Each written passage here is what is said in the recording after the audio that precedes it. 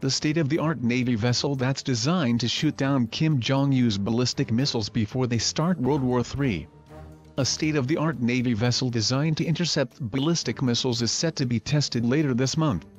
The MV Pacific Collector detects the missile via GPS and shoots out a vehicle which smashes into a warhead in mid-flight to disable it. Known as ground-based mid-course defense, the ship is in port at Aloha Tower in Hawaii for a key upcoming ballistic missile defense test.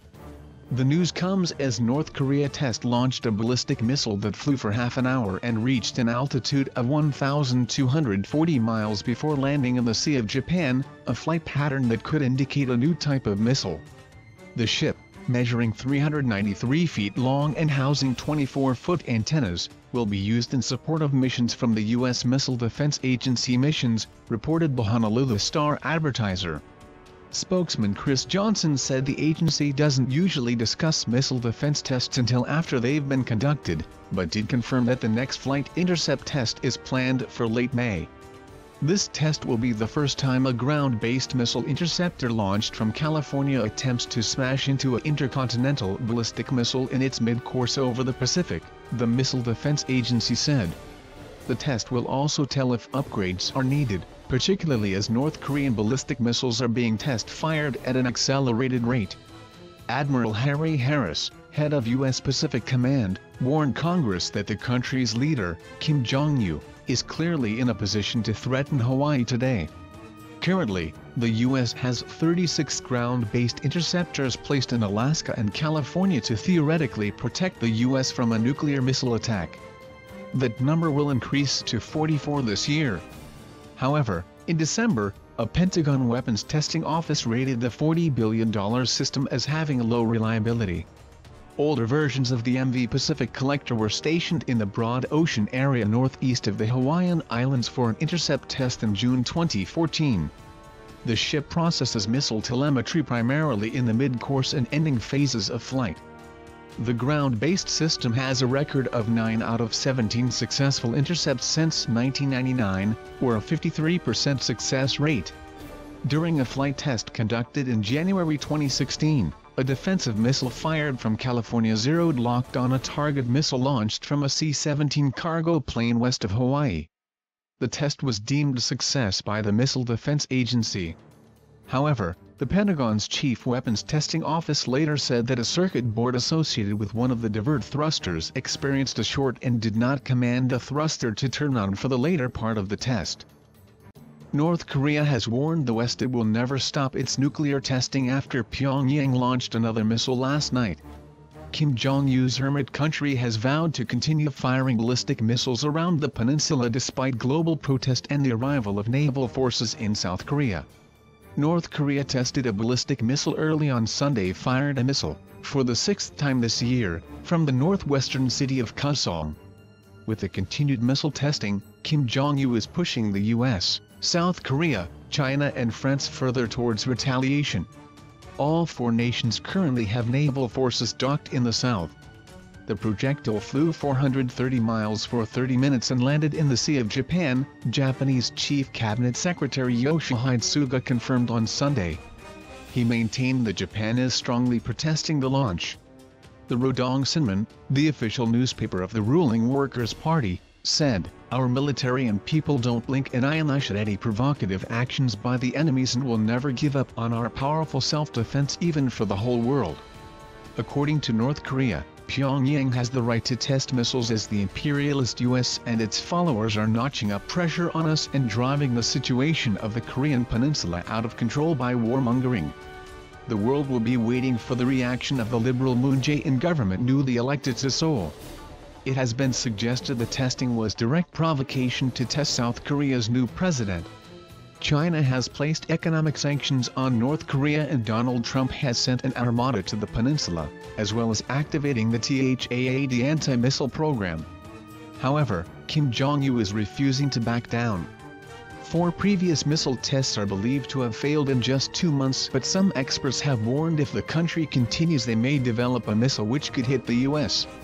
The White House released a statement following news of the launch, which read, "With the missile impacting so close to Russian soil, in fact, closer to Russia than to Japan, the president cannot imagine that Russia is pleased.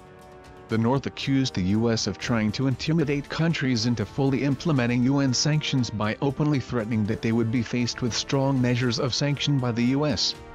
In a statement, the North said, the U.S. raises its voice before the member states, claiming that many countries are not fully engaged in implementation of the sanction resolutions against the DPRK and even intimidating others into the implementation, openly threatening that member nations would be faced with strong measures of sanction if they do not implement or show less interest in fulfilling their obligation to implement the sanction resolutions.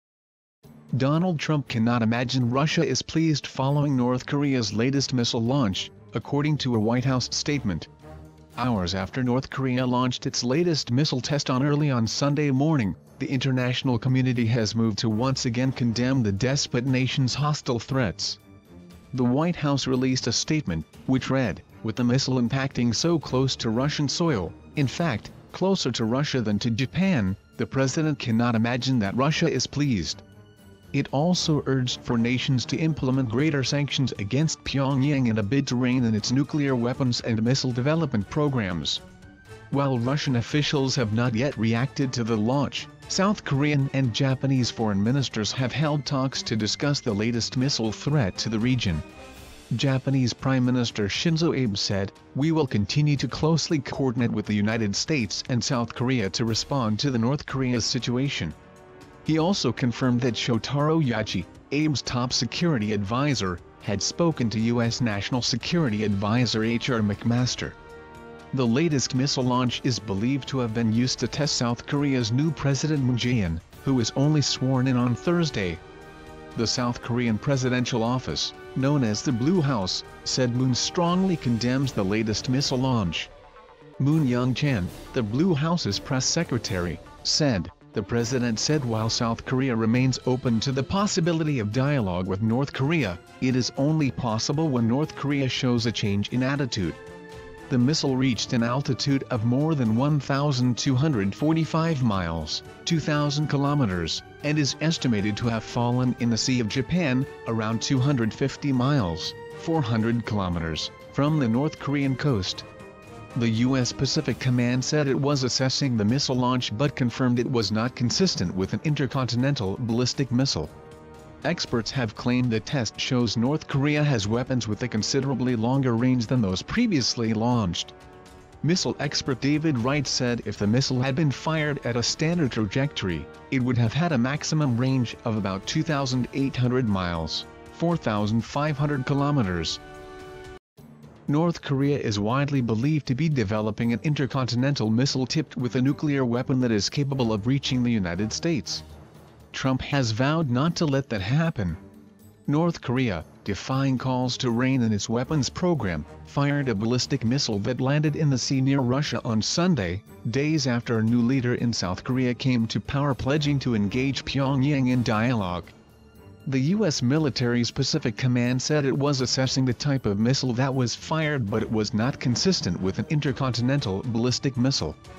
The U.S. threat assessment has not changed from a national security standpoint, a U.S. official said. Japanese Defense Minister Tomomi Inada said the missile could be a new type. It flew for 30 minutes before dropping into the sea between North Korea's east coast and Japan. North Korea has consistently test-fired missiles in that direction. A U.S. official, speaking on condition of anonymity, said the missile landed 97 kilometers, 60 miles, south of Russia's Vladivostok region. U.S. Ambassador to the United Nations Nikki Haley called the launch a message by Pyongyang to South Korea after the election of President Moon Jae-in, who took office on Wednesday. "You first have to get into Kim Jong-un's head, which is, he's in a state of paranoia, he's incredibly concerned about anything and everything around him," Haley told ABC's This Week program, referring to North Korea's leader.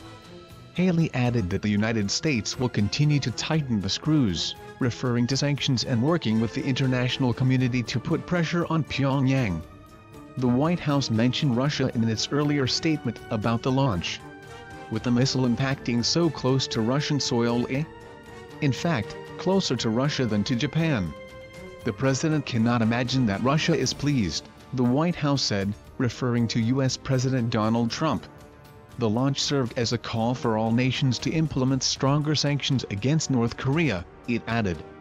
The missile flew 700 kilometers, 430 miles, and reached an altitude of more than 2,000 kilometers, 1,245 miles, according to officials in South Korea and Japan, further and higher than an intermediate-range missile North Korea successfully tested in February from the same region of Kaesong, northwest of its capital, Pyongyang.